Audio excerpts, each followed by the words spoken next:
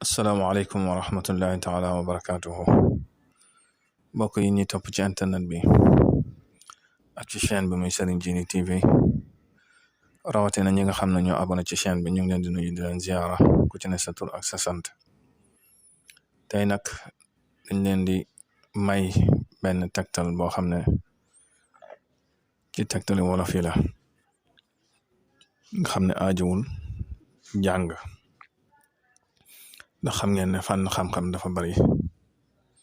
te daanaka lu ci nekk rek suñ borom da cee def ay kéemaan ak ay njariñ xam ne danga koy réere wala nga am loo ci xam bokk na ci muy weñuk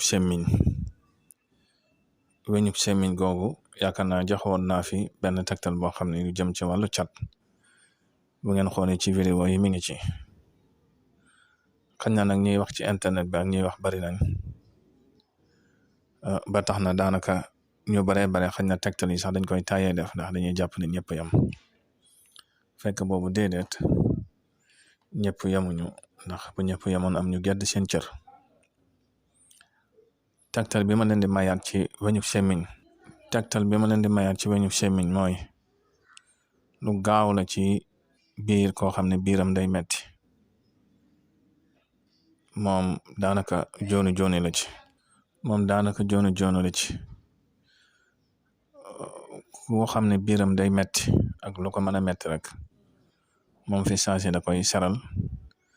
su ko defee nag nga jug dem faju ji ba xam lan la waaye daal moom boo ko jëfandikoo dana ko seral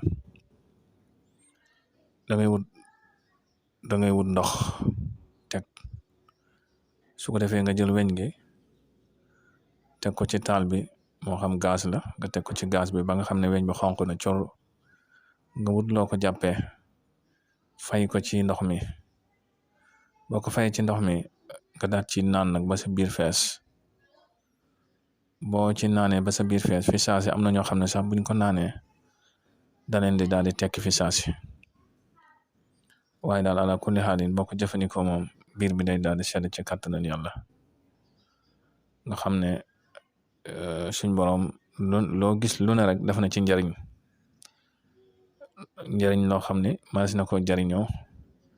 xañ na ñëpp nag dañ ko dul bokk xam waaye lépp loo gis rek yàlla def na ci njariñ kon nag loolu ci tegtalu wala fii la bokk yoo xam ne aajowul jàng aajowul bind aajowul dara aajowul jat amul dara loolu dong la te boo ko defee lu wér la ci koo xam ne biiram day metti nga bëgg koo saafara fi saasi loolu lañ leen indiloon tey ngir baaxi leen ko ndax boroom kër gu ne moo xam góor la wala jigéen la xeeti tegtal yooyu war na koy am ndax njabootam ak boppam waaw bu ko defee boo jógee ci loolu la nga soog a mën a fajo ji kon ngeen wéy di abonné ci chaîne bi ndax bokk na ci li koy dundal asalaamaaleykum wa rahmatullahi wa barakatuh